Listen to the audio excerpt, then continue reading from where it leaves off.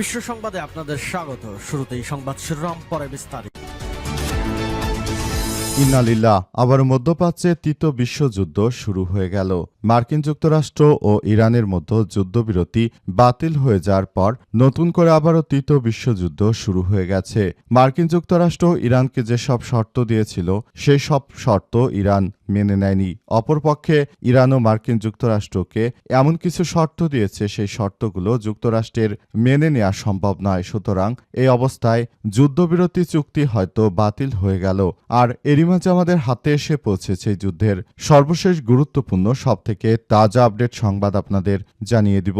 প্রথমেই জানাবো, যুদ্ধবিরতির মধ্যে লেবাননে ইসরায়েলি হামলা, নারী শিশু সহ নিহত 14। যুদ্ধবিরতি কার্যকর থাকলেও লেবাননে ইসরায়েলি হামলা থামেনি। নতুন করে চালানো হামলায় অন্তত 14 জন নিহত হওয়ার তথ্য জানিয়েছে দেশটির স্বাস্থ্য মন্ত্রণালয়। একই সময় দুই পক্ষই একে অপরের বিরুদ্ধে যুদ্ধবিরতি লঙ্ঘনের অভিযোগ তুলেছে, আর এটি পরিস্থিতিকে আরও অনিশ্চিত করে তুলেছে।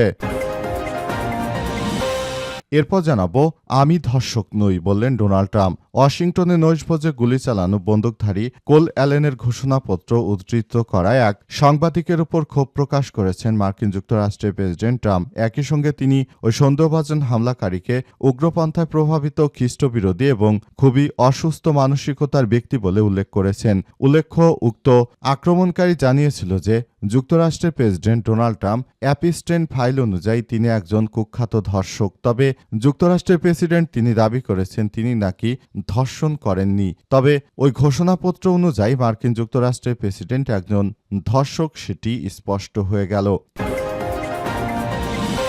এদিকে যুক্তরাষ্ট্র ইরান আলোচনা, অচল অবস্থা, বেড়ে গেল তেলের দাম। যুক্তরাষ্ট্র এবং ইরানের মধ্যে শান্তি আলোচনায় অগ্রগতি না হয় বৈশ্বিক জ্বালানি বাজারে নতুন করে অস্থিরতা দেখা দিয়েছে। আলোচনায় অগ্রগতি না হয় এবং হরমুজ প্রণালীতে জাহাজ চলাচল কমে যায়, তেলের দাম আবারও ঊর্ধ্বমুখী হয়েছে। এতে বিশ্বজুড়ে জ্বালানি সরবরাহ নিয়ে উদ্বেগ তৈরি হয়েছে। এবারে জানাবো, হরমুজ প্রণালী খুলতে যুক্তরাষ্ট্রকে নতুন শর্ত দিল ইরান। হরমুজ প্রণালী চালু করা সহ যুদ্ধবন্ধে যুক্তরাষ্ট্রকে একটি নতুন প্রস্তাব দিয়েছে ইরান। মার্কিন সংবাদ মাধ্যম অ্যাক্সিওস জানিয়েছে যে ইরান হরমুজ প্রণালী পুনরায় খুলে দিতে প্রস্তুত, তবে একটি শর্ত দিয়েছে তারা। শর্ত হল পরমাণু আলোচনা পরবর্তী পর্যায়ের জন্য স্থগিত রাখতে হবে। আজ মার্কিন সংবাদ মাধ্যম অ্যাক্সিওসের এক প্রতিবেদনে এই তথ্য নিশ্চিত করা হয়েছে। বিষয়টি সম্পর্কে অবগত যুক্তরাষ্ট্রের এক কর্মকর্তা ও দুটি সূত্রের বরাত দিয়ে প্রতিবেদনটি প্রকাশ করা হয়েছে। এবং সর্বশেষ জানাবো, যশোরের উদ্দেশ্যে রওনা হয়েছেন প্রধানমন্ত্রী। যশোর উন্নয়ন প্রকল্প উদ্বোধন, ভিত্তিপ্রস্তর স্থাপন এবং জনসভায় অংশগ্রহণের জন্য ঢাকা ছেড়েছেন প্রধানমন্ত্রী তারেক রহমান। আজ রাজধানীর হযরত শাহজালাল আন্তর্জাতিক বিমানবন্দর হয়ে যশোরের উদ্দেশ্যে রওনা করেছেন তিনি। দায়িত্ব গ্রহণের পর এটি তার প্রথম যশোর সফর। সেখানে উন্নয়ন প্রকল্প উদ্বোধন ও সাংস্কৃতিক প্রতিষ্ঠান পরিদর্শন এবং বড় রাজনৈতিক সমাবেশে বক্তব্য রাখার মতো খুবই গুরুত্বপূর্ণ বিষয় নিয়ে কথা বলবেন তারেক রহমান। বিএনপির মিডিয়া সেলের পক্ষ থেকে বিষয়টি নিশ্চিত করা হয়েছে। প্রিয় দর্শক, এতক্ষণ শুনছিলেন সংবাদ শিরোনাম, এবারে বিস্তারিত। তবে তার আগে বন্ধুরা, অনুরোধ থাকবে এই সংবাদটিতে একটি লাইক দিন। এই চ্যানেলে আপনি নতুন হয়ে থাকলে আমাদের সংবাদটি দেখতে দেখতে চ্যানেলটি সাবস্ক্রাইব করে রাখুন। কমেন্ট করে বন্ধুরা আপনার মূল্যবান মতামত জানিয়ে দিন আপনি বিশ্বের কোন দেশ থেকে বা বাংলাদেশের কোন স্থান থেকে আমাদের সংবাদটি দেখছেন এবং শুনছেন। আর বন্ধুরা, সংবাদটি আপনার সোশ্যাল মিডিয়া ফেসবুকে শেয়ার করে বন্ধুদেরও দেখার সুযোগ করে দিন। গাজা যুদ্ধে আপনি যদি নিরীহ ফিলিস্তিনিদের ভালোবেসে থাকেন বন্ধুরা, কমেন্টে ইয়েস লিখে পুরো বিশ্বকে আমাদের এই সংবাদটি দেখার সুযোগ করে দিন। এবারে বিস্তারিত। যুদ্ধবিরতির মধ্যেই লেবাননে ইসরায়েলি হামলা, নারী শিশুসহ নিহত 14। যুদ্ধবিরতি কার্যকর থাকলেও লেবাননে ইসরায়েলি হামলা থামেনি। নতুন করে চালানো হামলায় 14 জন নিহত হয়েছে বলে জানা গেছে। দখলদারেরা তারা নতুন করে লেবাননে হামলা চালিয়ে মূলত লেবাননের সবকিছু তারা এবার ধ্বংসস্তূপে পরিণত করতে চায়। দখলদারেরা শুরু থেকে যে ধরনের কার্যক্রম তারা শুরু করেছে এটি কোনোভাবেই গ্রহণযোগ্য হতে পারে না। দখলদার ইসরায়েলি বাহিনী এবং মার্কিন যুক্তরাষ্ট্র তারা যে ধরনের অন্যায় অবিচার করছে এটি আসলে কোনোভাবে গ্রহণযোগ্য হতে পারে না। লেবাননের নিরীহ মানুষকে হত্যার মধ্য দিয়ে জায়নবাদীরা যে ধরনের ষড়যন্ত্র কার্যক্রম শুরু করেছে এটি মুসলিম দেশ হিসেবে আমরা মেনে নিতে পারি না, কারণ সারা বিশ্ব জুড়ে তারা শুধুমাত্র যে যুদ্ধ পরিস্থিতির সৃষ্টি করেছে এর জন্য মূলত এখন সারা বিশ্ব জুড়ে জ্বালানি তেলের দাম বৃদ্ধি পেয়েছে, আর বিভিন্ন দেশে এর কঠিন বাস্তবতার মুখে পড়তে হচ্ছে সাধারণ নিরীহ মানুষকে। শুধুমাত্র এখন নয়, বরং সারা দেশ জুড়ে দখলদার ইসরায়েলি বাহিনী এবং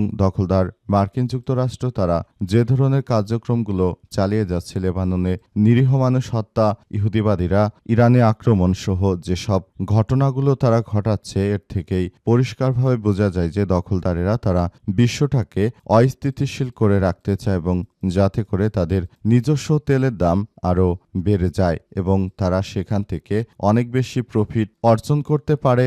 এমন কিছু করার জন্যই মূলত তারা এই ষড়যন্ত্র কার্যক্রম নিয়ে ব্যস্ত রয়েছে। দখলদারেরা শুরু থেকে তারা লেবাননের উপর আক্রমণ চালিয়ে এভাবে মানুষ হত্যা করছে। এটা মানবতা বিরোধী অপরাধ হলেও আসলে বিশ্বের এমন কোনো রাষ্ট্র নেই যে এই দখলদারদের বিচার করবে। এদিকে সরকারি বৈঠকে ইসরায়েলের প্রধানমন্ত্রী কুখ্যাত সন্ত্রাসী নেতানিয়াহু লেবাননে আইডিএফের সক্রিয়ভাবে এবং শক্ত অবস্থান কাজ করছে বলে জানিয়েছেন। তার মানে তিনি আবার লেবাননকেও গাজার মতো দখলে নিয়ে একটি শক্তিশালী হামলা চালাতে চান। আমি ধর্ষক নই বললেন ডোনাল্ড ট্রাম্প। ওয়াশিংটনে নৈশভোজে গুলি চালানো বন্দুকধারী কোল অ্যালেনের ঘোষণাপত্র উদ্ধৃত করায় এক সাংবাদিকের উপর ক্ষোভ প্রকাশ করেছেন মার্কিন প্রেসিডেন্ট ডোনাল্ড ট্রাম্প। একই সঙ্গে তিনি ওই সন্দেহভাজন হামলাকারীকে উগ্রপন্থায় প্রভাবিত, খ্রিস্টবিরোধী এবং খুবই অসুস্থ মানসিকতার ব্যক্তি বলে উল্লেখ করেছেন। এই ঘটনা ঘটার কয়েক ঘণ্টা পর সিবিএস নিউজের নোরা ওডেনেলের সঙ্গে কথা বলেছেন ডোনাল্ড ট্রাম্প। সাক্ষাৎকারে এক পর্যায়ে ওডেনেল যখন অ্যালেনের ম্যানিফেস্টো থেকে উদ্ধৃতি দেন তখন ট্রাম্প ক্ষুব্ধ হয়ে ওঠেন। মার্কিন প্রেসিডেন্ট ডোনাল্ড ট্রাম্প জানিয়েছেন, আমি অপেক্ষা করছিলাম আপনি এটা পড়বেন, কারণ আমি জানতাম আপনি এই করবেন। আপনারা ভয়ঙ্কর মানুষ। আমি ধর্ষক নই, আমি কাউকে ধর্ষণ করিনি। এ সময় ওডেল জানতে চান ও আপনি কি মনে করেন সে আপনাকে ইঙ্গিত করেছিল। তবে ট্রাম্প প্রশ্নটি উপেক্ষা করে বলেছেন, আমি পেডোফাইল বা শিশুকামী নই। কুখ্যাত যৌন অপরাধী জেফ্রি অ্যাপস্টাইনের সঙ্গে তাকে জড়িয়ে অ্যালেন তার ঘোষণাপত্রে বিতর্কিত করার কথা লিখেছেন বলে ধারণা করা হচ্ছে। ট্রাম্পকে বলা হয়েছে, আপনি যদি ধর্ষণকারী না হন তাহলে সেখানে কেন সবাই আপনার কথা বারবার বলছে। তখন ট্রাম্প জানিয়েছে যে আমি ঈশ্বরের নামে প্রতিজ্ঞা করছি যে আমি কোনরূপ ধর্ষণের সঙ্গে জড়িত নই। আমি নিজে প্রেসিডেন্ট হিসেবে দায়িত্ব গ্রহণের পর থেকে নানাবিধভাবে চাপের মধ্যে রয়েছি। নতুন করে তারা অ্যাপস্টাইন ফাইলের সঙ্গে আমার নাম যুক্ত করে দিয়ে আমার ইমেজকে তারা ক্ষুণ্ণ করার চেষ্টা করছে বলে দাবি করেছেন ট্রাম্প। তবে অ্যাপস্টাইনের এই কার্যক্রমে তিনি পুরোপুরি বিব্রত হয়েছেন বলে জানিয়েছে মার্কিন যুক্তরাষ্ট্রের প্রেসিডেন্ট ডোনাল্ড ট্রাম্প। তিনি শুরু থেকে বলে আসছেন যে তিনি এই ঘটনার সঙ্গে জড়িত নয়, অথচ ট্রাম্প সহ তার স্ত্রীকে নিয়েও অ্যাপস্টাইনের সঙ্গে জড়িয়ে অনেকেই অনেক তথ্য শেয়ার করেছে, সেগুলো আদতে সত্য নয় বলে দাবি করেছেন যুক্তরাষ্ট্রের প্রেসিডেন্ট ডোনাল্ড ট্রাম্প। তিনি দায়িত্ব গ্রহণের পর থেকে নানাবিধ শারীরিক ও মানসিকভাবে নির্যাতনের শিকার হচ্ছেন। তিনি ইরানে আক্রমণ করে মূলত চরমভাবে ভুল করেছেন, তার খেসারত দিতে হচ্ছে মার্কিন যুক্তরাষ্ট্রকে। আর্থিক অবস্থা একদম ভেঙে পড়েছে মার্কিন যুক্তরাষ্ট্রের। তারা ইরানের বিরুদ্ধে লাগতে গিয়ে বরং নিজেদের চরমভাবে সর্বনাশ করে ফেলেছেন এই যুক্তরাষ্ট্রের পাগলাটে প্রেসিডেন্ট ট্রাম্প। তবে পরিস্থিতি যাই হোক না কেন, ট্রাম্প শুরু থেকে আসলে এই বিষয় নিয়ে খুবই সতর্ক থাকার চেষ্টা করেছিলেন, কিন্তু শেষ পর্যন্ত তার শেষ রক্ষা হয়নি।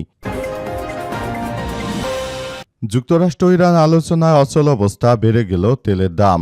যুক্তরাষ্ট্র ইরানের মধ্যে শান্তি আলোচনার অগ্রগতি না হয় বৈশ্বিক বাজারে জ্বালানি তেলের দাম নতুন করে অস্থিরতা দেখা দিয়েছে। আলোচনা অগ্রগতি না হওয়া পর্যন্ত হরমুজ প্রণালীতে জাহাজ চলাচল কমে যায়, তেলের দাম আরও ঊর্ধ্বমুখী হচ্ছে। এতে বিশ্বজুড়ে জ্বালানি সরবরাহ নিয়ে উদ্বেগ বাড়ছে। আল জাজিরা বলছে, যুক্তরাষ্ট্র এবং ইরানের মধ্যে শান্তি আলোচনা অচল হয়ে পড়া আন্তর্জাতিক বাজারে তেলের দাম বেড়েছে। সপ্তাহান্তে ওয়াশিংটন ও তেহরানের মধ্যে দ্বিতীয় দফায় যুদ্ধবিরতি আলোচনা ভেঙে ভেঙে যাওয়ার পর ২৬ এপ্রিল ব্রেন্ট ক্রুডের দাম ২% বেশি বৃদ্ধি পেয়েছে। পরে সামান্য কমলেও দুপুরে তেলের দাম বৈশ্বিক মানদণ্ড ব্রেন্টের দাম ব্যারেল প্রতি $১০৬.৯৯ বেড়ে গেছে। তবে এই অচল অবস্থার প্রভাব শেয়ার বাজারে তেমন পড়েনি। সোমবার ২৭ এপ্রিল সকালে জাপান নিক্কেই ২২৫ সূচক ০.৯% এবং দক্ষিণ কোরিয়ার স্কোপি সূচক ১.৫% বেড়ে লেনদেন শুরু হয়েছে বলে জানা গেছে এবং ব্রেন্ট ক্রুডের দাম বৃদ্ধি পায় সারা বিশ্ব জুড়ে একটি অচল অবস্থার সৃষ্টি হয়েছে।